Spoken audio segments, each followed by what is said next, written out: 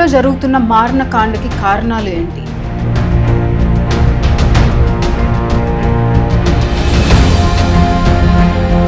మేథీస్కి కుకీస్కి ఏం కావాలి?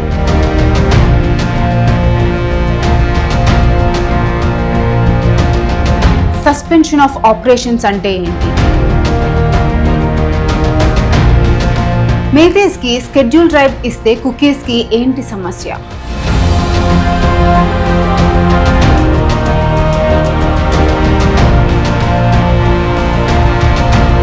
మణిపూర్ ఇండియాలోకి ఎలా విలీనం అయింది? ఇన్స్ట్రుమెంట్ ఆఫ్ అక్సెషన్ అంటే ఏంటి? ఎన్నో కుటుంబాలు, మరెన్నో మరణాలు.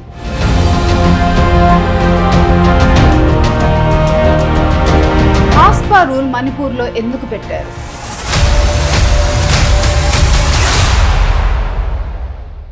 హలో ఎవ్రీవన్, ఎన్నో ఇయర్స్గా మనం మణిపూర్ ఇష్యూ గురించి న్యూస్లో వింటూనే ఉన్నాం. మణిపూర్లో ఉన్న ట్రైబ్స్కి ఏం కావాలి, దేనికోసం పోరాటం చేస్తున్నారు, అసలు ఈ ఇష్యూ ఎక్కడ మొదలైంది, అన్ని వివరాలు ఈ వీడియోలో క్లియర్గా తెలుసుకుందాం. మనం మణిపూర్ మ్యాప్ చూసుకుంటే మణిపూర్ బౌండరీని మిజోరాం, అస్సాం ఇంకా మయన్మార్తో షేర్ చేసుకుంటుంది. అండ్ మణిపూర్ చుట్టూ మౌంటైన్స్ ఉంటాయి. అండ్ మధ్యలో ఉన్న ప్లెయిన్స్లో మణిపూర్ యొక్క క్యాపిటల్ ఇంఫాల్ ఉంటుంది. సో ఈ మొత్తం ఏరియాని మనం మణిపూర్ వ్యాలీ అని అంటాం. సో ఈ ఇమేజ్ని బట్టి ఏమర్థమవుతుంది? మణిపూర్లో 90% మౌంటైన్సే ఉంటాయి, మిగిలిన ఆ 10% ప్లెయిన్స్ అన్నమాట. సో ఇప్పుడు మణిపూర్లో నివసించే ట్రైబ్స్ గురించి మాట్లాడుకుంటే నాగాస్ అండ్ ఇంకా కుకీస్ అనే ట్రైబ్స్ మౌంటైన్ ఏరియాలో ఉంటారు. అండ్ మేథీస్ అనే ట్రైబ్స్ ప్లెయిన్స్ అంటే వ్యాలీ అని చెప్పుకున్నాం కదా, ఆ ఏరియాలో ఉంటారు. If you go back to history, 1709లో మణిపూర్ని కంగ్లేపాక్ అని పిలిచేవారు. మణిపూర్ అప్పుడు పమేబా అనే రాజు యొక్క పరిపాలనలో ఉండేది.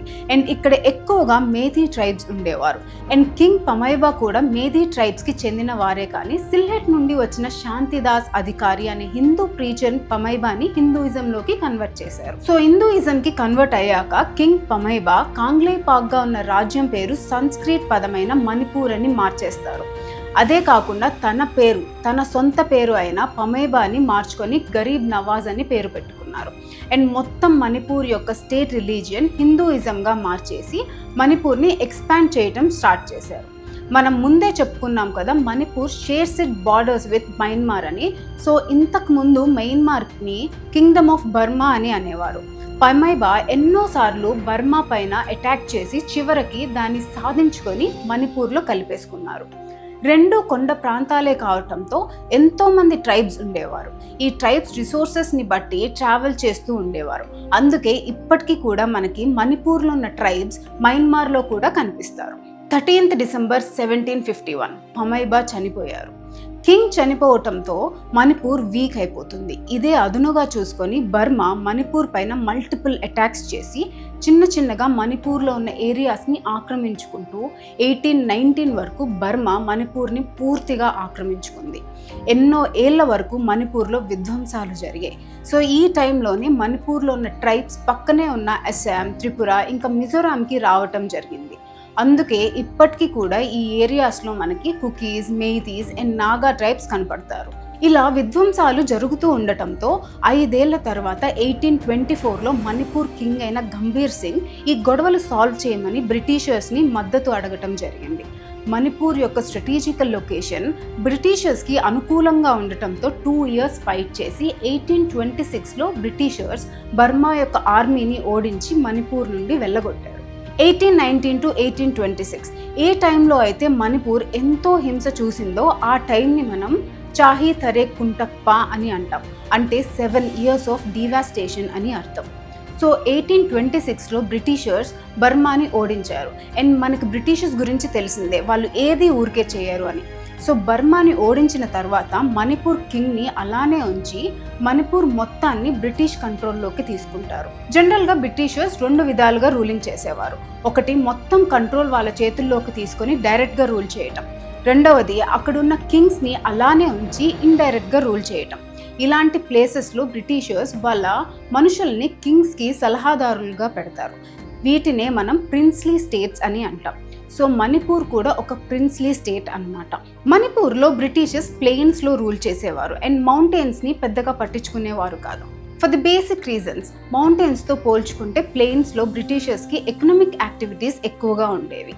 సో మణిపూర్లో కూడా ఏదైతే ప్లెయిన్ ఏరియా ఉందో బ్రిటిషర్స్ అది మౌంటైన్స్ నుండి సపరేట్ చేసి రూల్ చేసేవారు. మనం స్టార్టింగ్లో చెప్పుకున్నాం కదా, మౌంటైన్ ఏరియాలో ఎంతోమంది రకరకాల ట్రైబ్స్ ఉండేవారు అని. సో బ్రిటిషర్స్ సౌత్లో ఉన్న ట్రైబ్స్ అందరికీ కుకీస్ అని, నార్త్లో ఉన్న ట్రైబ్స్ అందరికీ నాగాస్ అని పేరు పెట్టారు. మనం ఇక్కడ కుకీస్ అని పిలిచే ట్రైబ్స్నే మయన్మార్లో చిన్స్ అని అంటారు. సో బేసిక్గా ఈ ట్రైబ్స్ మణిపూర్లోనే కాదు, చుట్టుపక్కల ప్లేసెస్లో కూడా ఉన్నారు. బట్ వీళ్ళందరూ వీళ్ళల్లో వీరే కొట్టుకోవటం మొదలుపెట్టారు. మేము ముందొచ్చామని. ఫర్ ఎగ్జాంపుల్, మేథీస్ ఏమంటారు అంటే 1819లో బ్రిటిషర్స్ మౌంటైన్స్ అండ్ ప్లెయిన్స్ని సపరేట్ చేసే ముందు వరకు ప్లెయిన్స్లో ఇంకా మౌంటైన్స్లో అన్ని ప్లేసెస్లో ఉన్నది మా యాన్సిస్టర్సే. Kukis 18th and 19th centuries Myanmar నుండి వచ్చారు అని. బట్ కుకీస్ ఏమో ఇక్కడ రెడ్ కలర్లో ఉన్న ఏరియా ఏదైతే కుకీ హోమ్ల్యాండ్ అని పిలుచుకుంటారో ఈ ఏరియా అంతా మాదే అని చెప్తారు. నాగాస్ కూడా అంతే, ఈ కనిపిస్తున్న ఏరియాలో మేము ముందు నుండి ఉన్నాం అని చెప్పుకుంటారు. కానీ వీటన్నిటిని రుజువు చేయడానికి హిస్టరీలో ఎలాంటి ప్రూఫ్స్ లేవు. ఇప్పుడు 1914కి వచ్చేద్దాం. 1914 ఇది World War I జరుగుతున్న సమయం. World War Iలో పోరాడటానికి బ్రిటిషర్స్ మణిపూర్ నుండి 2000 మంది ట్రైబల్స్ని తీసుకెళ్లటం జరిగింది. కానీ వార్లో పోరాడటానికి కుకీస్ ఒప్పుకోకపోవడంతో Britishers declared war against them. అదే మనం ఆంగ్లో కుకీ వార్గా చెప్పుకుంటాం. అండ్ ఈ వార్లో బ్రిటిషర్స్ చేతుల్లో కుకీస్ ఓడిపోతారు. కుకీస్ని అయితే ఓడించగలిగారు కానీ కంట్రోల్ చేయడానికి మాత్రం చాలా కష్టపడ్డారు. ఇలా కాదు అని చెప్పేసి బ్రిటిషర్స్ కుకీస్ని సోషలైజ్ చేయడం స్టార్ట్ చేశారు. వాళ్ళ ఉన్న ఏరియాస్లో క్రిస్టియన్ మిషనరీస్ని ఇంట్రడ్యూస్ చేశారు. సో ఈ టైంలో ఎంతో మంది కుకీస్ క్రిస్టియానిటీలోకి కన్వర్ట్ అయ్యారు. అండ్ ఇప్పటికీ కూడా most of the population of cookies follow Christianity.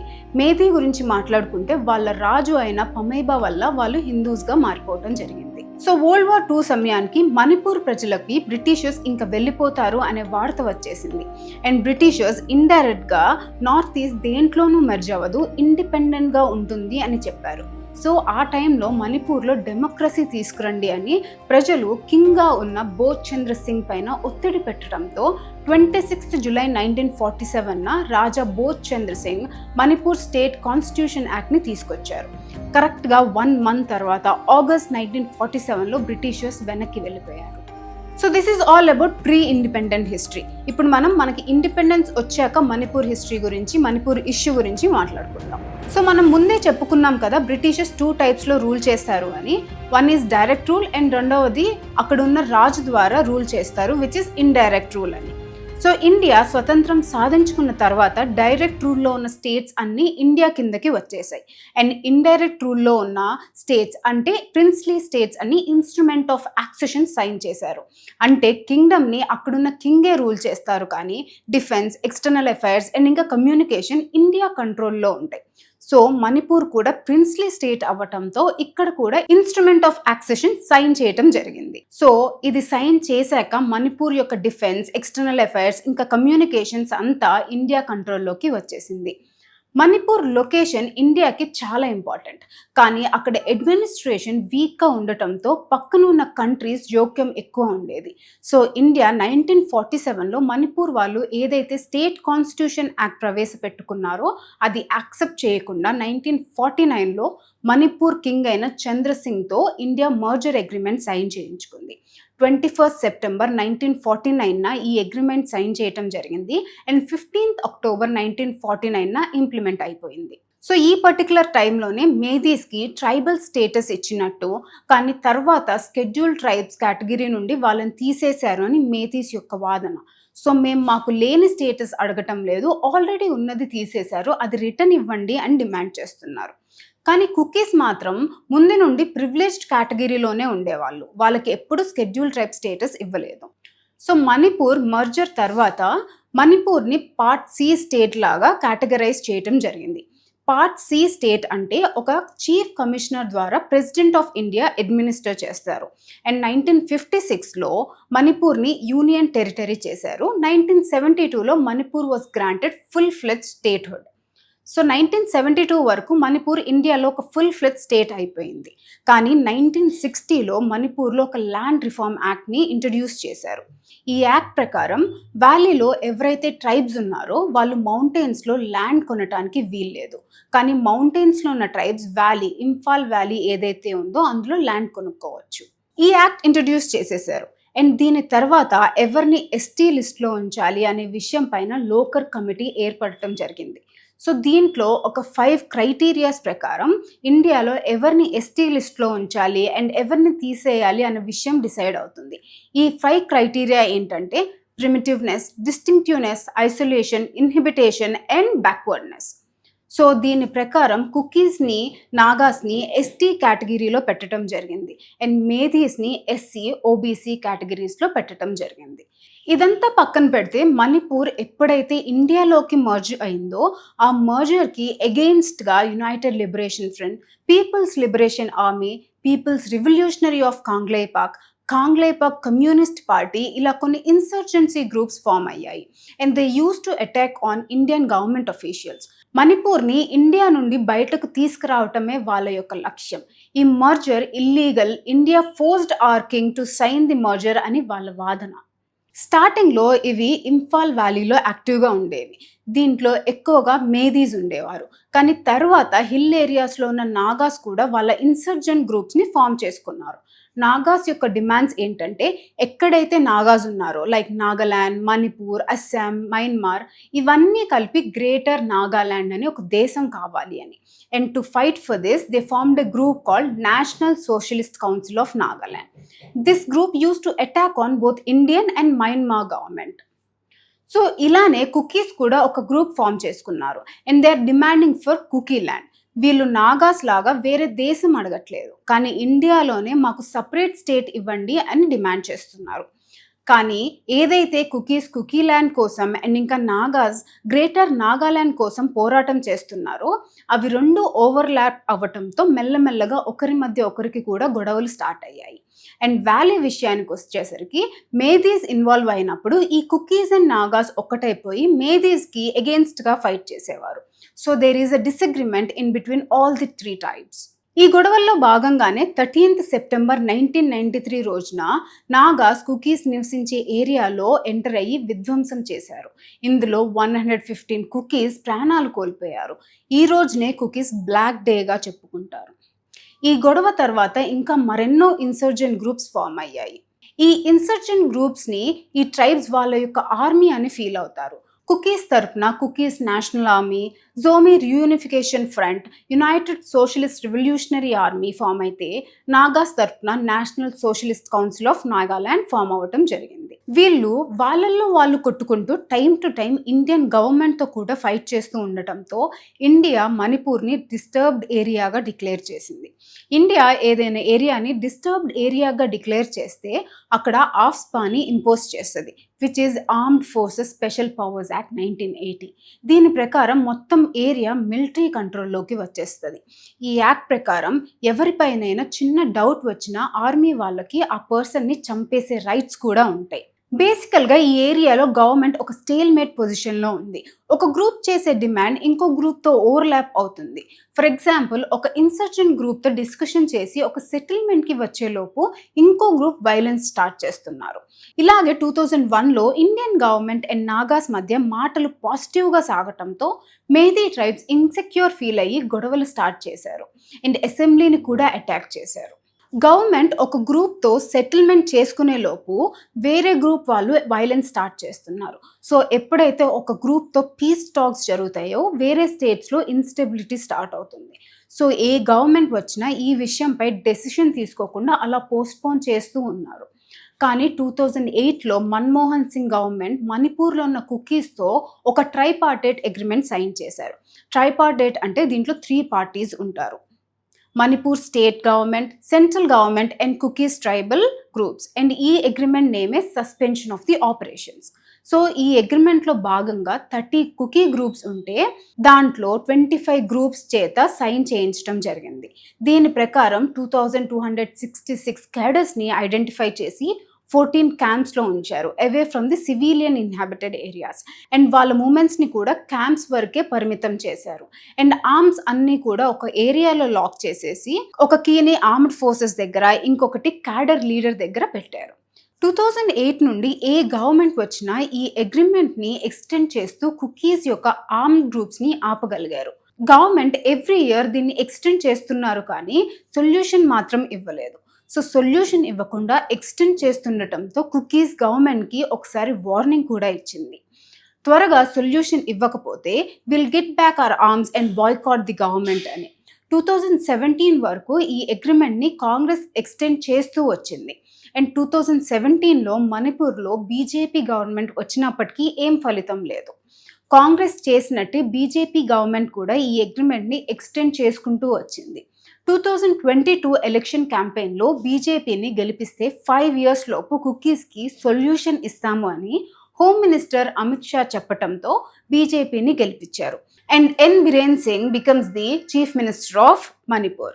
సహజంగానే మనం మ్యాప్లో చూసుకుంటే గోల్డెన్ ట్రయాంగిల్ ఏదైతే ఉందో, Laos, Thailand and Myanmar, which is meant for drug trafficking, దానికి మణిపూర్ చాలా దగ్గరగా ఉంటుంది.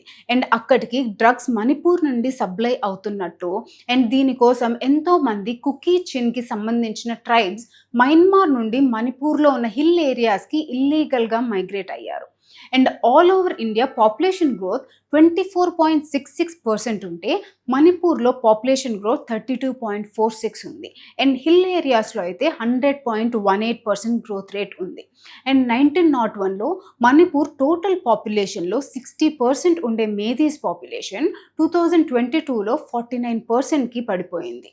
కుకీస్ 1901లో 1% ఉండేవాళ్ళు 2022 వరకు 29% అయిపోయారు. So to deal with illegal immigrants and drug trafficking in this area, state government hill areas lo ఉన్న protected forest areas లో forest survey చేసింది. Section 29 of Indian Forest Act 1927 ప్రకారం no one can reside and use the resources of that particular forest. So government started this survey. Forest official survey కోసం వచ్చినప్పుడు కుకీ ట్రైబ్కి చెందిన Zomi student federation వాళ్ళు వీళ్ళపైన attacks చేసేవి. కుకీస్ వర్షన్ ఏంటంటే ఫారెస్ట్ డిపార్ట్మెంట్ ఎలాంటి నోటీస్ లేకుండా వచ్చారు. And according to article 371C Manipur hill ఏరియాస్కి ఒక స్పెషల్ స్టేటస్ ఉంది. ఈ ఆర్టికల్ ప్రకారం ఆ హిల్ ఏరియాలో ఉన్న MLA will create a committee and it will take care of water, land and forest cultivation of that particular area. So according to this article, government is doing illegal activities with us ani. కానీ government ఆ మాటలు ఏమీ పట్టించుకోకుండా eviction drive start చేసేసి అక్కడున్న ఇళ్ళన్ని ధ్వంసం చేసింది. దీనివల్ల 200 మందికి ఉండటానికి నీడ కూడా లేకుండా పోయింది. More than 200 family members have been rendered homeless. ఈ ఫారెస్ట్ డ్రైవ్కి ఎగెయిన్స్ట్గా కుకీ ట్రైబ్కి చెందిన స్టూడెంట్ ఆర్గనైజేషన్స్ ప్రొటెస్ట్ చేయడంతో ఒక 5 days కర్ఫ్యూ కూడా విధించారు. ఈ గొడవలతో కుకీస్ సస్పెన్షన్ ఆఫ్ ఆపరేషన్స్ని వైలేట్ చేశారు అని చెప్పి government withdraw from that agreement. మనం చెప్పుకున్నాం కదా, మేథీస్ ఎప్పటి నుండో అంటే 2012 నుండే స్కెడ్యూల్ ట్రైబ్ కోసం పోరాడుతున్నారు అని. సో మేథీస్ దానికోసం schedule tribe demand committee of Manipur అనే ఒక కమిటీని ఏర్పరచుకున్నారు. ఈ కమిటీ గవర్నమెంట్కి కంటిన్యూస్గా మెమరాండం పంపించింది ఎస్టీ స్టేటస్ కోసం రిక్వెస్ట్ చేస్తూ. సో అలా కంటిన్యూస్గా ఎస్టీ స్టేటస్ కోసం రిక్వెస్ట్ చేయడంతో హైకోర్టు స్టేట్ గవర్నమెంట్కి ఈ రిక్వెస్ట్ని సెంట్రల్ గవర్నమెంట్కి రికమెండ్ చేయండి అని డైరెక్షన్స్ ఇచ్చింది. అండ్ మేథీస్కి ఎస్టీ స్టేటస్ ఇవ్వాలా వద్దా అని 4 weeks లోపల చెప్పండి అని చెప్పడంతో కుకీస్కి ఇంకా కోపం వచ్చేసింది.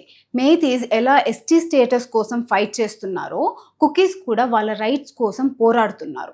ఇండియన్ కాన్స్టిట్యూషన్లో 6th షెడ్యూల్ ప్రకారం ఇండియాలో హిల్ ఏరియాస్లో ఉండే ట్రైబ్స్కి ఒక ఆటోనామస్ డిస్ట్రిక్ట్ కౌన్సిల్ ఏర్పాటు చేసుకోవచ్చు. And these councils are empowered to make laws in respect of areas under the jurisdiction covering land, forest cultivation, inheritance and traditions etcetera. Assam, Mizoram ఇంకా మేఘాలయ, త్రిపురలో ఉన్న హిల్స్లో ఇది స్టార్ట్ అయిపోయింది కానీ మణిపూర్ ట్రైబ్స్ని మాత్రం 6th షెడ్యూల్లో ఇంక్లూడ్ చేయలేదు. దీనికి సంబంధించి 2021 ఆగస్ట్లో మణిపూర్ హిల్ ఏరియాస్లో ఉన్న 20 MLAs కలిసి Manipur hill areas autonomous district council bill 2021ని డ్రాఫ్ట్ చేశారు. కానీ ఆ బిల్ని స్టేట్ గవర్నమెంట్ టోటల్గా ఇగ్నోర్ చేసేసింది. మమ్మల్ని 6th షెడ్యూల్లో ఇంక్లూడ్ చేయలేదు అండ్ మేము డ్రాఫ్ట్ చేసుకున్న బిల్ని కూడా ఇగ్నోర్ చేయటమే కాకుండా మేథీస్కి షెడ్యూల్ ట్రైబ్ స్టేటస్ ఇవ్వడానికి చర్చలు జరుగుతున్నాయని కుకీస్ మండిపడ్డారు. మేథీస్ మొదటి నుండి వ్యాలీలో ఉండటంతో వాళ్ళ ఎకనామిక్ యాక్టివిటీస్లో ఇన్వాల్వ్ అయి ఉండేవారు and they were financially strong. ప్రస్తుతానికి prevention of atrocities amendment act 1989 ప్రకారం ఎస్టీకి సంబంధించిన ల్యాండ్ నాన్ షెడ్యూల్ ట్రైబ్ కొనడానికి వీల్లేదు. సో మేథీస్కి ఎస్టీ స్టేటస్ లేదు, సో వాళ్ళు మా ల్యాండ్ని కొనటానికి వీల్లేదు. ఒకవేళ వాళ్ళకి ఎస్టీ స్టేటస్ ఇస్తే మా ల్యాండ్స్ అన్నీ కొనేస్తారు, విల్ బి లెఫ్ట్ ల్యాండ్లెస్ అని కుకీస్ వాదన. ఇండియాలో ట్రైబల్స్ ఎవరైనా మణిపూర్ హిల్ ఏరియాస్లో ఉన్న ల్యాండ్ కొనొచ్చు, కానీ మా యాన్సిస్టర్స్ ల్యాండ్ మాకు కొనడానికి మాత్రం వీల్లేదు అని మేథీస్ వాదన. సో ముందు చెప్పుకున్నాం కదా, Manipur high court directed the state government to consider the request of methi community to be included in the schedule tribes list అని. కానీ జనరల్ ఎలక్షన్స్ ఉండటంతో గవర్నమెంట్ హైకోర్టు ఇచ్చిన డైరెక్షన్స్ పైన ఏం డెసిషన్ ఇవ్వకుండా 4 weeks టైంని 1 yearకి ఎక్స్టెండ్ చేయమంటూ హైకోర్టుని రిక్వెస్ట్ చేసింది.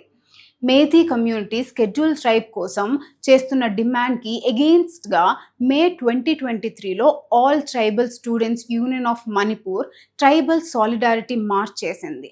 దీంట్లో 80,000 పీపుల్ పార్టిసిపేట్ చేశారు.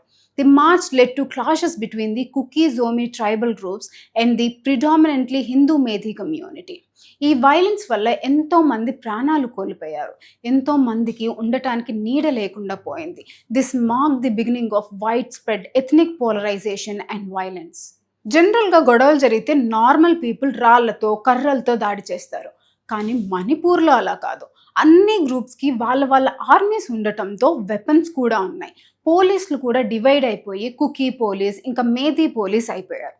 మొత్తం మణిపూర్ 2 గ్రూప్స్గా డివైడ్ అయిపోయింది. 48 గంటల్లో 60 మంది చనిపోయారు, 200 మంది గాయపడ్డారు. ఇదే కాకుండా కేవలం చూరాచంద్రపూర్ డిస్టిక్లోనే 1700 పైగా 0 FIRs ఫైల్ అయ్యాయి. ఇంత విధ్వంసం జరుగుతుండటంతో సుప్రీంకోర్టు హైకోర్టు ఇచ్చిన డైరెక్షన్స్ని రద్దు చేస్తూ తీర్పునిచ్చింది. అసలు ఆర్టికల్ 342 ప్రకారం ఒకరిని ఎస్టీ స్టేటస్ కోసం రికమెండ్ చేసే హక్కు హైకోర్టుకి లేదు, అది కేవలం ప్రెసిడెంట్కి మాత్రమే ఉందని చెప్పి హైకోర్టు ఇచ్చిన రికమెండేషన్స్ని రద్దు చేస్తూ తీర్పునిచ్చింది. ఎంత దారుణం అంటే మే 2023లో ఒక మాబ్ బస్తీలోకి ఎంటర్ అయ్యి ఒక ఫ్యామిలీని టార్గెట్ చేసి ఒక కుకీ ఆడపిల్లని గ్యాంగ్ రేప్ చేశారు. ఇంకా 2 ఆడపిల్లల్ని నేకుడుగా పెరేడ్ చేయించారు. ఇంటర్నెట్ సర్వీసెస్ లేకపోవడంతో ఈ దారుణం జూలై 19th వరకు ఎవరికీ తెలియలేదు. ఈ ఇన్సిడెంట్తో దేశం మొత్తం కోపంతో రగిలిపోయింది. किसी भी गुनहगार को बख्शा नहीं जाएगा. कानून अपनी पूरी शक्ति से, पूरी सख्ती से एक के बाद एक कदम उठाएगा. मणिपुर की इन बेटियों के साथ जो हुआ है, इसको कभी माफ नहीं किया जा सकता. ఆడవారిని ఎంతో గౌరవించే మన దేశంలో ఇంత జరిగినా ఏం చేయలేకపోయాం. And the state government also faced criticism for failing to prevent the violence with allegations of partiality towards the Methi communities. Chief minister Biren Singh కూడా మేథీ ట్రైబ్కి చెందిన వారు అవ్వటంతో మేథీ కమ్యూనిటీ వైపు పార్షియాలిటీ చూపిస్తున్నారు అని ఎలిగేషన్స్ కూడా వచ్చాయి. 2023 August-September వరకు the Indian army and paramilitary forces were deployed in the large number to restore the order in Manipur.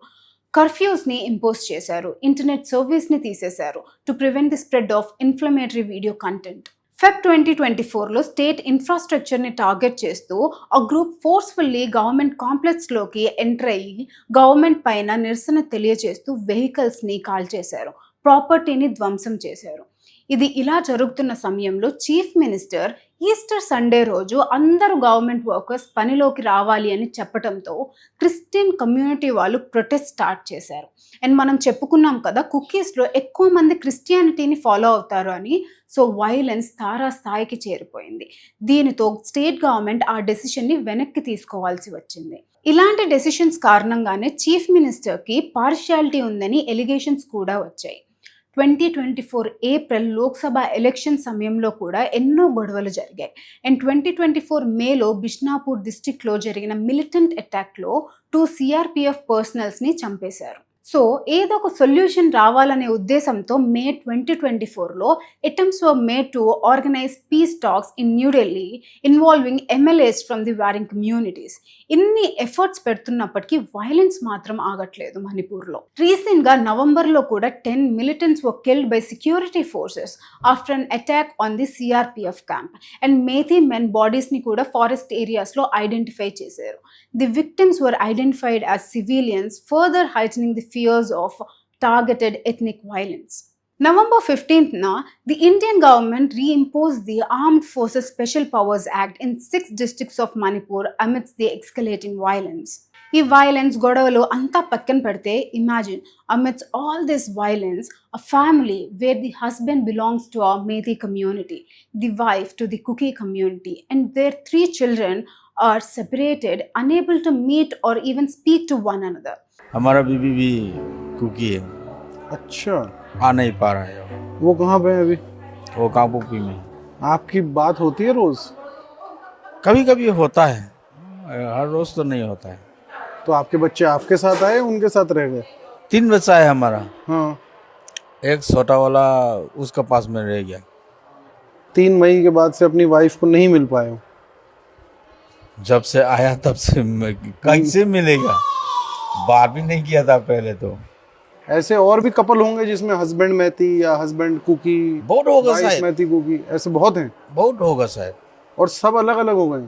अलग अलग नहीं हुआ है, नहीं, दिल वही- से अलग नहीं हुआ है, दिल से अलग नहीं हुआ है, लेकिन बैठने के लिए तो हाँ, अलग वही। हो गया, जगह अलग हो गया, वही। वही बात है। लेकिन वो लोग के दिल में तो हमारा जैसे रो रो के दिन समय बिता रहा है। कुछ ये जो पॉलिटिक्स चल रही है अभी मैती में भी कुकी में भी, इसके बारे में आप दोनों कुछ बात करते हो कि कुछ उसका अंदर में कुछ बात नहीं होता है। खाना खा लिया, कैसा है, वो बीमार होगा तो बीमार है बोल देगा, उसमें साथ में बैठो और शास्त्र पढ़ो और प्रेयर करो, जब वार ख़त्म होगा तब हम लोग फिर मिलजुल के साथ में खाना खाएगा। उससे ज़्यादा बात नहीं होता है। और बच्चा का जो बोलेगा बच्चा, हमारा खाने के लिए भेजो और पेन भेजो, कपड़ा भेजो, बोलता है कैसे भेजेगा। हाँ ज़रूर बोलता तो मुंह में, काम कर नहीं पाता है। दिल में कितना दुख होगा वो हमें मालूम है। They live with the haunting uncertainty of not knowing whether their loved ones are alive or lost in the chaos. Caught in the crossfire between the government, insurgent groups, and violent tribal factions, innocent civilians bear the brunt of this unrest. What wrong have they committed to deserve this suffering? India, a nation known across the world as a symbol of peace and a peacemaker, cannot bring peace to its own people. How have we come to this? This suffering cannot go on. It is high time for the government to take decisive action, bring all the stakeholders to the table, and initiate inclusive discussions. Only through a collaborative and compassionate approach we can resolve this crisis and restore peace in Manipur. So this is all about Manipur issue. ఇలాంటి informative videos ఇంకేమన్నా కావాలంటే కింద comment section లో తెలియజేయండి. Thank you. All the best.